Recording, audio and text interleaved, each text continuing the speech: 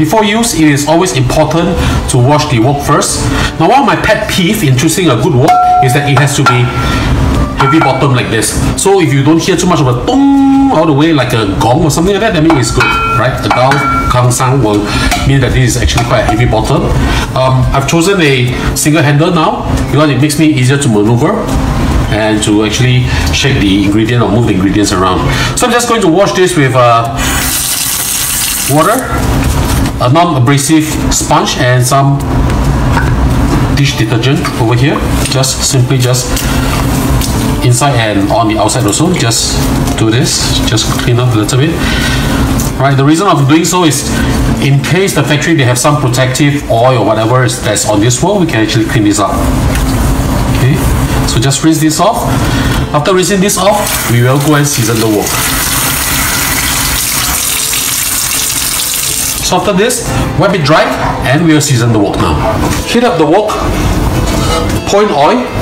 What we want to do is for the heat to open up the pores of this wok so that the oil can actually seep in and make it non-stick. Okay, the coating is actually known as patina. So this is what we're trying to achieve. I'm using vegetable oil right now.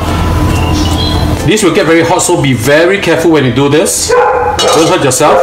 You can use medium heat right now. I'm using medium heat to do this at this moment because I don't want my oil to burst into flame, because this will take 20 minutes or so. Just coat them like this, move the oil around. I'm going to do this for at least 15 to 20 minutes to allow the oil to seep in.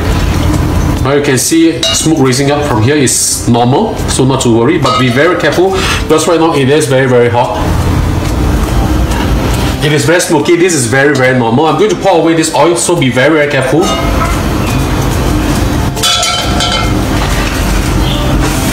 Now use a piece of kitchen towel, wipe it all around, because the top part I never managed to coat it with oil. I'm just going to do this. Clean it up. You can see some discoloration is fine, it's totally fine, so not to worry. This is normal.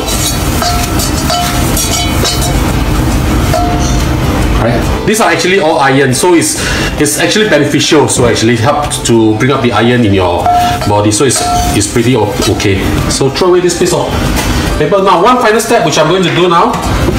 Add in some more oil. I'm throwing this chive inside here. Just to clean them up. Now this is what my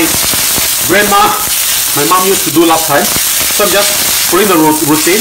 According to them, this helps to clean up the wok and also give it a fair distribution, and there's some chemical reaction that's coming out from the chive that can actually help the pan manage the patina actually.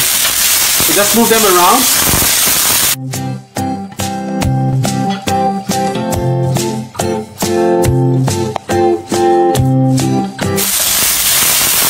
The best part about having a cast iron wok is that you can cook almost everything inside it. For a non-stick pan, you can't do crabs or anything with bones coming out, but with a cast iron pan, you can actually, because it won't scratch. There's no non-stick chemical product on the pan. It's actually the safest and healthiest pan around. So just swap it around until you can see that shining all around, and we are done. And this wok is ready to use. Okay, we are done. Let's just pour this away. So we'll let this cool down before we'll just wash it up again. And the important thing is when you want to store this, make sure it's dry, okay?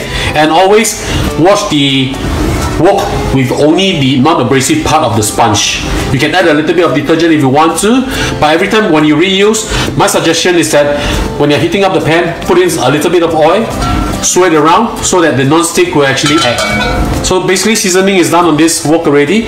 I hope you can find a good wok for yourself and have fun with cooking. That's all.